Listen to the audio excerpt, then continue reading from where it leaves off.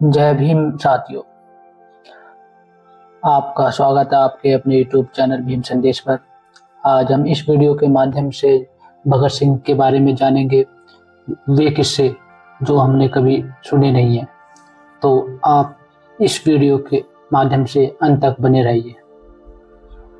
भगत सिंह भारत के स्वतंत्रता संग्राम के एक ऐसे नायक थे जिनकी कहानी हर भारतीय के दिल में गहराई तक बसी है।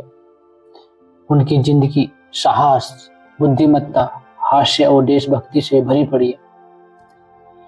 यहाँ उनकी जिंदगी के कुछ रोचक और प्रेरणादायक किस्से को हम जानेंगे, जो उनके व्यक्तित्व की हर परत को उजागर करते हैं।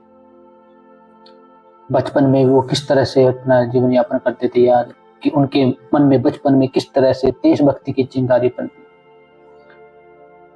1907 में पंजाब के बग्गा गांव में जन्मे भगत सिंह का बचपन साधारण नहीं था। उनके परिवार में देशभक्ति की भावना शुरू से ही थी।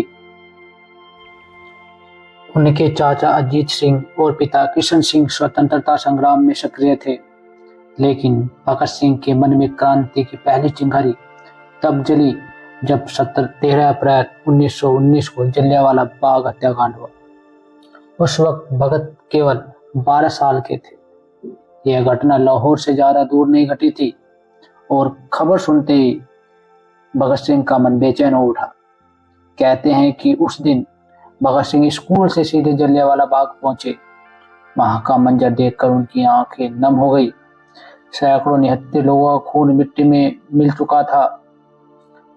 भगत ने वहां की मिट्टी को अपने हाथों में लिया, उसे सूंघा और फिर एक छोटी शीशी में भर लिया। घर लौटकर उनकी माँ विद्यापति ने पूछा, यह क्या लेकर आए हो? भगत सिंह ने गंभीर स्वर में कहा, माँ, यह उस मिट्टी का टुकड़ा है जहाँ हमारे देशवासियों ने अपनी जानें दी हैं। मैं इस हमेशा अपने पास रखूंगा ताकि कभी न भूलूं कि हमें क्या करना है और हमें क्या करना चाहिए अपने देश के लिए। उनकी यह बात सुनकर माँ को लगा कि उनका बेटा अब केवल उनका नहीं, देश का हो चुका है। यह छोटी सी घटना भगत सिंह के क्रांतिकारी जीवन की नींव थी, जो बताती है कि वह बचपन से ही कितने संवेदनशील और जागरूक थे। कॉलेजों के समय उनका व्यवहार, यह मजाकियापन।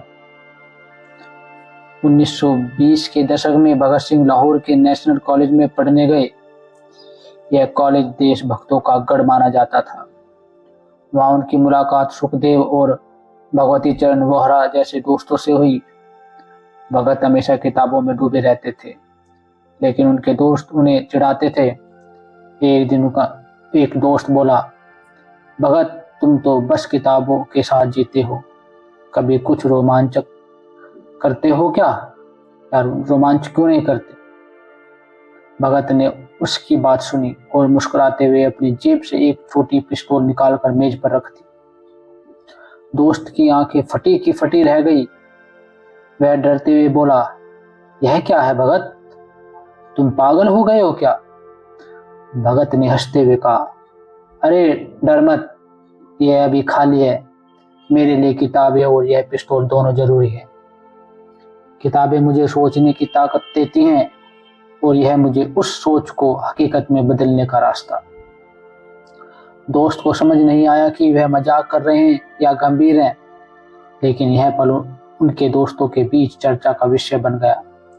यह कहानी बताती है कि भगत सिंह में गंभीरता और हल्के फुल्केपन का अनोखा मिश्रण था। वह क्रांति को खेल की तरह नहीं, बल्कि एक गहरे मकसद के साथ जीते थे। सार्डेंस की हत्या और चालाकी। 1928 में साइमन कमीशन के खिलाफ प्रदर्शन के दौरान लाला लाजपत राय पर लाठीचार्ज हुआ, जिससे उनकी मृत्यु हो गई। यह घटना भगत सिंह के लिए व्यक्तिगत आघात थी, क्योंकि वह लाला जी को अपना आदर्श मानते थे। उन्होंने इसका बदला लेने की ठानी। अपने साथियों चंद्रशेखर आजाद, राजगुरु और सुखदेव के साथ मिलकर उन्होंने योजना बनाई। 17 दिसंबर 1928 को लाहौर में ब्रिटिश पुलिस अधिकारी जेपी सार्डेंस को निशाना बनाया गया।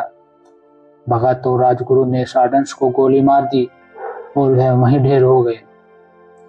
लेकिन यहाँ कहानी रोचक मोड़ लेती है। हत्या के बाद पुलिस हर तरफ उनकी तलाश में थी। भगत सिंह को भागना था और यहाँ उनकी चालाकी सामने आई। उन्होंने अपनी मूंछें काटी, बाल छोटे करवाए और एक सूट पहन लिया। वह अंग्रेजी में बात करने में माहिर थे। लाहौर स्टेशन पर वह एक अंग्रेज की तरह पेश आए। एक पुलिस वाले ने शक के चलते उनसे पूछा, आप कौन हैं? भगत ने आत्मविश्वास से जवाब दिया, मैं जेम्स स्मिथ हूँ, एक व्यापारी। यहाँ कारोबार के सिलसिले में आया था।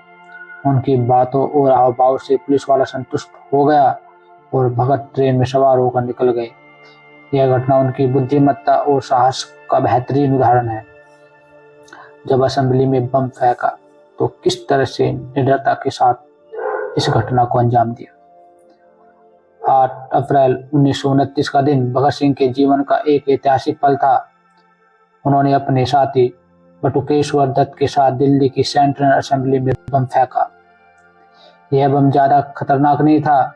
इसका मकसद जान लेना नहीं बल्कि अंग्रेजी हुकूमत को चेतावनी देना था। बम फटने के बाद धुआं फैल गया और हॉल में अफरा तफरी मच गई। लेकिन भगत और दत्त भागे नहीं। उन्होंने इनकलाब जिंदाबाद और साम्राज्यवाद का नाश हो के नारे लगाए और वहीं खड़े रहे। पुलिस ने उन्हें गिरफ्तार कर लिया। कोर्ट में जब जज ने पूछा, आप भाग क्यों नहीं गए? भगत ने जवाब दिया, मैं अपनी बात दुनिया तक पहुंचाना चाहता था। यह बम अंग्रेजों के कानों को जगा देगा। भागकर मैं अपने मकसद को छोटा नहीं करना चाहता था। उनकी यह बात सुनकर कोर्ट में सन्नाटा छा गया। जेल में भी उन्होंने हार नहीं मानी। वहां उन्होंने कैदियों के अधिकारों के लिए 63 दिन की भूख हड़ताल की। उनकी मांग थी कि कैदियों को इंसानों की तरह व्यवहार मिले, न कि जानवरों की तरह से व्यवहार किया जाए।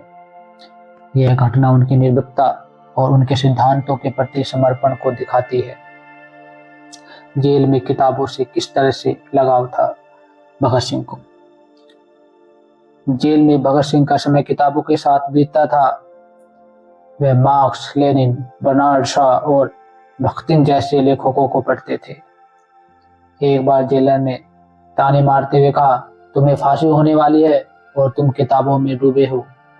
भगत ने मुस्कुराते हुए जवाब दिया, मरने से पहले मैं जितना सीख सकता हूँ सीखना चाहता हूँ। यह ज्ञान मेरे साथ जाएगा। उनकी यह बात जेलर को भी प्रभावित कर गई। फांसी से एक दिन पहले 22 मार्च 1931 को वह लेनिन की जीवनी पढ़ रहे थे। जब सिपाही उन्हें फांसी के लिए लेने आया तो भगत ने कहा, रुक जाओ, मैं यह पेज पूरा कर लूं। सिपाही हैरान रह गया, लेकिन भगत की शांति और जुनून देखकर चुपचाप खड़ा रहा। यह पल उनकी जिंदादिली और ज्ञान के प्रति प्रेम को दर्शाता है। दोस्तों के साथ हल्के पल किस तरह से बिताते। भगत सिंह गंभीर क्रांतिकारी थे, लेकिन दोस्तों के साथ उनके हल्के फुल्के पल भी थे।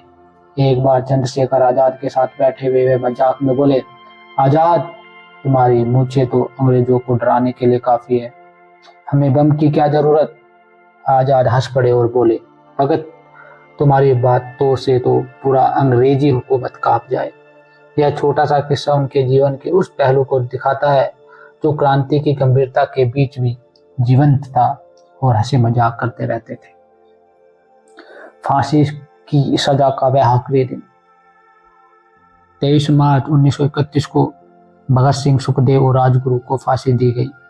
उस दिन सुबह से ही वह हंस रहे थे। जेलर ने पूछा, तुम्हें डर नहीं लगता? भगत बोले, डर उसको लगता है जो गलत करता है। हम तो देश के लिए मर रहे हैं, इसमें डर कैसा। फांसी के तख्ते पर चढ़ते वक्त तीनों ने एक दूसरे को गले लगाया और इनकलाब जिंदाबाद का नारा लगाया। उनकी यह निर्भीकता आज भी हर भारतीय को प्रेरित करती है। भगत सिंह की जिंदगी के ये किस्से उनके साहस, बुद्धि, हास्य और देशभक्ति का अनोखा संगम है। वह एक क्रांतिकारी होने के साथ साथ एक विचारक, दोस्त और सपने देखने वाले इंसान थे। उनकी कहानियां हमें सिखाती हैं कि आज़ादी की कीमत कितनी बड़ी होती है और इसे पाने के लिए कितना साहस चाहिए। भगत सिंह आज भी हर भारतीय के लिए एक मिसाल है, जिनकी गूंज कभी खत्म नहीं होगी। दोस्तों, जय भीम, नमो बुद्धाय।